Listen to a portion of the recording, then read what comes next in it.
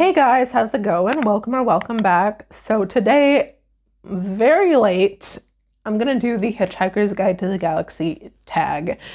I was tagged by Book Blather, and this is originally made by Gareth from Book Songs and Other Magic. If you don't know, they have, way back in the day, they still have their live show, which I was on in January, by the way, which was a lot of fun. But at the time when they were doing their tag, they were getting to the 42nd video in the series, and in the Hitchhiker's Guide to the Galaxy book, the number 42 is pretty significant. So Gareth decided to make this tag. At least that's my understanding of the story. So here's the book. Dave, you said you were one of the last people on this planet to not have read this book. Well, fear not, you are at least second to last. Not anymore because you read it, but I haven't, so. But I got it for Christmas. So we're all good. Isn't this such a cool copy? I've never seen this one before. Yeah, very cool. And I'm probably gonna read this one next. Since 42 is a number in Lost, our TV show watch along, then I'm probably gonna have to read this before the end of our watch along, right? So anyway, all that to say, let's get into the prompts. Number 1 is demolishing your house. What book would you look for first to save from your house? Or the demolition. Okay, first of all, do you know how long bureaucracy takes in France? If I would had a demolition scheduled, I'd have enough time to go shopping, put him in my house, and take him back out. Also, I don't think I have any particularly emotionally loaded book. So I think if I could only take one book with myself, it would probably be whichever book I'm currently reading. Books can be replaced, but having to wait until you purchase the book that you're currently reading to get to read the end would be torture, I think. I probably do have a lot of emotionally loaded books that I can't think of, but I can't think of them. Prompt number 2 is Vogon Poetry or Vegan Poetry.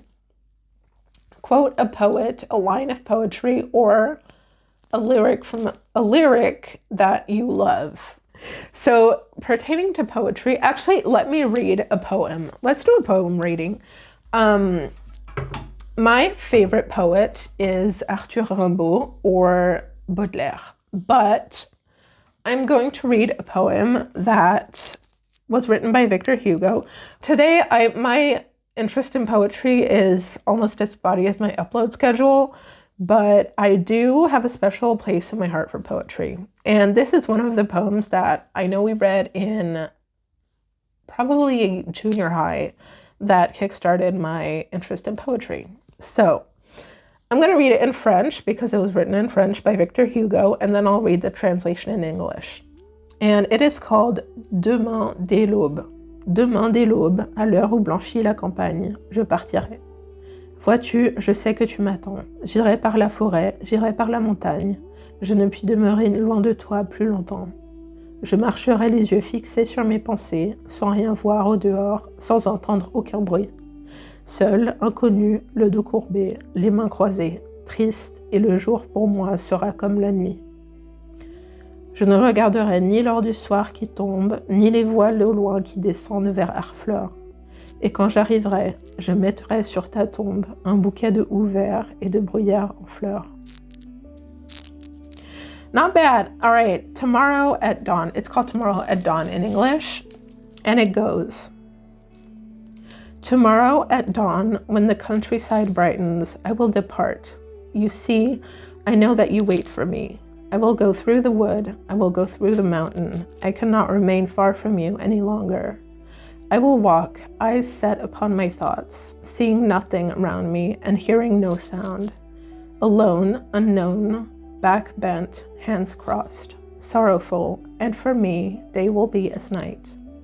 I will not watch the evening gold fall, nor the distant sails going down to Harfleur. And when I arrive, I will put on your grave a bouquet of green holly and heather in bloom. I think it's just so beautiful. And I'm sure that there have been other poems later that have been maybe more memorable. Like I said, I prefer Rimbaud's poetry. We did a lot of Emily Dickinson, but Victor Hugo is just like, was there at the beginning, basically. All right, prompt number 3, 42. The magic number. All right, the answer to life, the universe, and everything. What is the point? What is the meaning of life? Wow, that is one heck of a question. I recently went on a vacation and we visited a prehistoric cave, and it's a cave that is older than the Lascaux caves, by the way. It's called Pechmerle, P-E-C-H space M-E-R-L-E. Look it up, it's really interesting. As we were down there, and it still has the original paintings, so it's very controlled as to how long you can be in there and who gets to go. The guide was telling us about how important it is to not interpret the paintings. Factually, we don't know what the paintings mean, as in it could be a piece of art, like we would have the Mona Lisa or the 16th Chapel paintings, or they could have been using it as a stop sign. Like, we don't know. And so she was telling us about, like, don't assume, like, don't project your, well, you can think about it, obviously, but don't project your opinion as, you know, scientifically you can't say for sure that's what it is or that's what it means or anything. And it got me thinking that you could think of the question, what is the meaning of life, in many different ways. And as in, what is your life's meaning? What is the meaning of life on Earth? What is the meaning of life, like everything? Is there one meaning of life in common to us humans and earthworms and stardust? Do we all have one common meaning of life?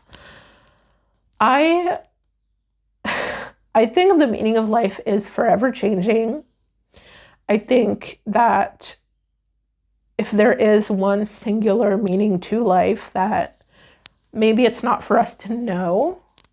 I don't think that there is one singular meaning of life, actually, but that's my opinion.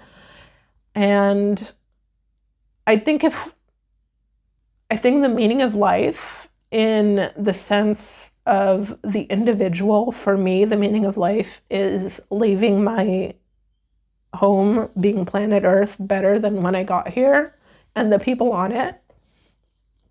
If we're talking about what is the meaning of life in terms of life everywhere, the universe, everything that is living, well, I think that much like life itself, that perhaps its meaning is infinite. And so I think life can have all the meanings we give it.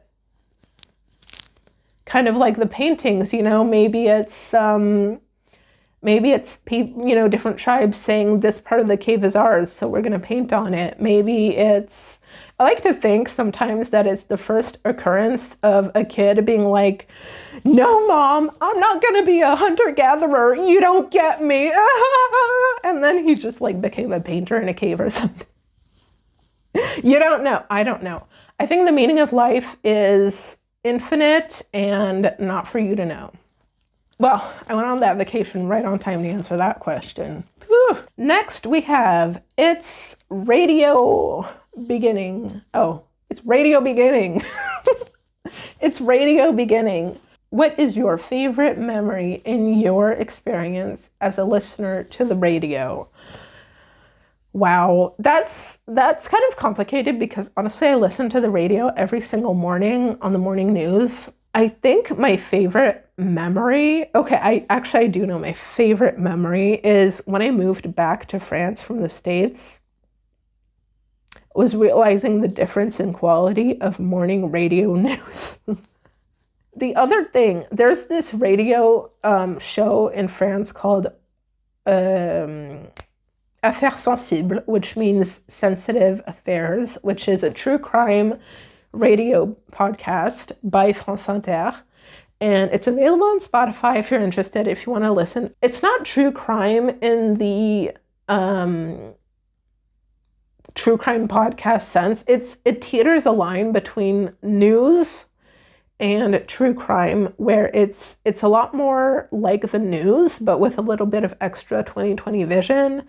And I don't know, it's just, I loved it. And so what I remember about it is it's one of the shows that allowed me to share my passion for true crime with my mom and like whoever, people around me who don't usually listen to true crime, because this doesn't technically really fall under the umbrella of true crime. It's more like news with 2020 vision type of thing. But anyway, it's really good. So I really hope radio becomes more mainstream, honestly. Okay. Next, we have The Towel. The Towel? I'm sure I'll get these references once I read the book. What book or books will you pack for a holiday? Sometimes I won't bring anything because I'm planning on shopping during said holiday. It depends on the activities that are planned and who we're going with. But let me throw you a curveball, okay? I think this is a book that my dad gave me so randomly, but I think this is a really cool kind of book for a holiday or like a beach read or something. I've never read a book like this before. It's a book on axolotls. It's just called Axolotl.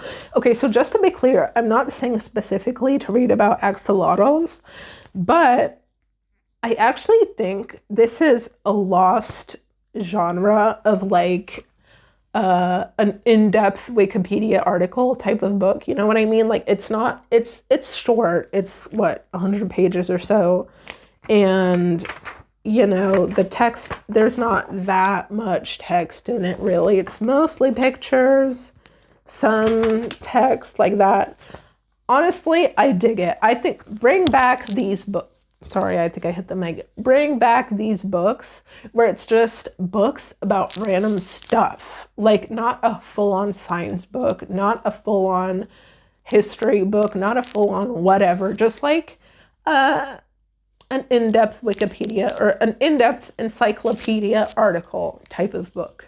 I think this would be super fun for a beach read. Can you imagine tanning your cheeks off while reading about axolotls? The next question is the Infinite Improbability Drive. Name a fast read. Okay. Doobie doobie doobie doo.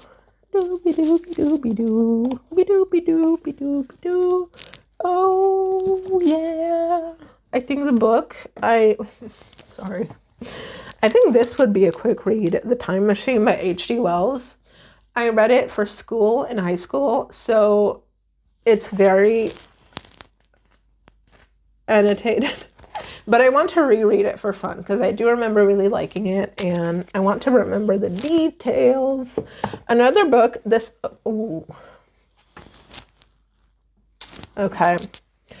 I'm going to show you, but I'm not going to show you because it is at the bottom of this pile.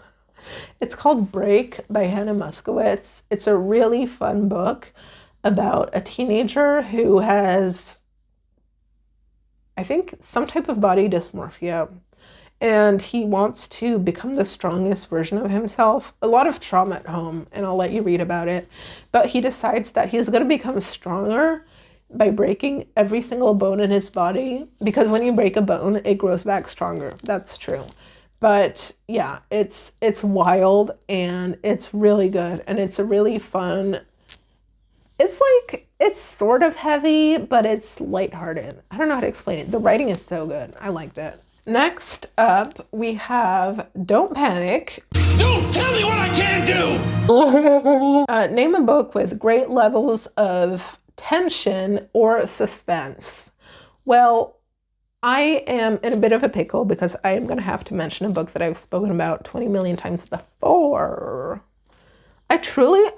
I'm still waiting for the day where I read a book with more suspense than this one. And I hope I get there because I don't know how many times I can tell you about the same book. Purge by Sophie Oksanen. This thing, my butt was puckered a lot during this book. Seriously, and there's a major plot twist at the end that will ruin your life, truly.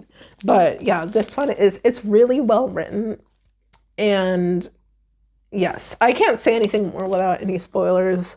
Sorry, but if you want to sweat, then that is a good book for you. Finally, TV and film adaptations. Pick a book to discuss one or more TV or film adaptations that you know of the book.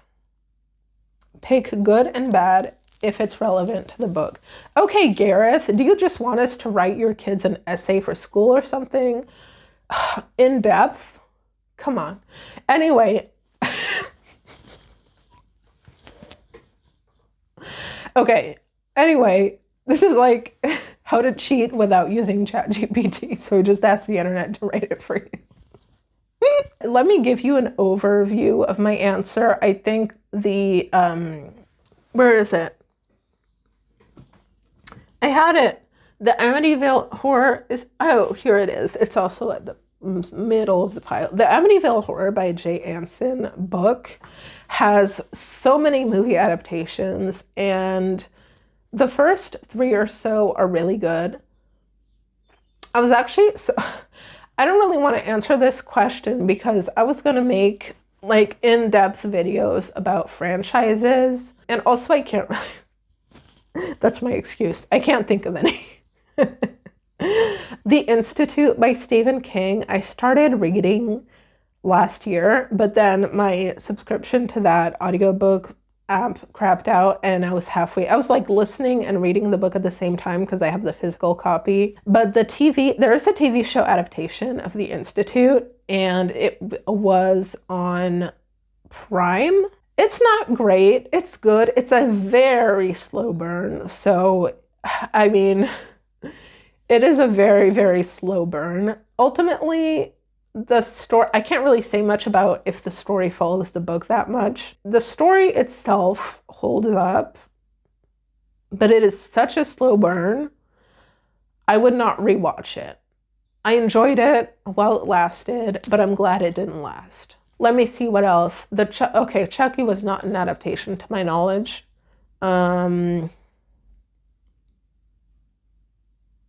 What kind of question is that, Gareth? I'm not going to write your kids' essay. That's my reason for not answering. No, I don't know. I'm really sorry. I wanted to do this tag without researching too much or at all. I really just browsed my shelves for some books. That's the amount of thinking about it I did. I'll see what I can do to answer that question at a later date. No, truly, I was going to make some videos about different franchises and if they had the crapshoot, which they tend to do. And I'll be sure to make one on book adaptations. Oh, and the last prompt is tag some people. So I'm going to have to see who did the tag already before tagging anyone because yeah. That's it for today, guys. I hope you enjoyed the video. I hope that it wasn't too long, and I'll see you in the next one. Bye!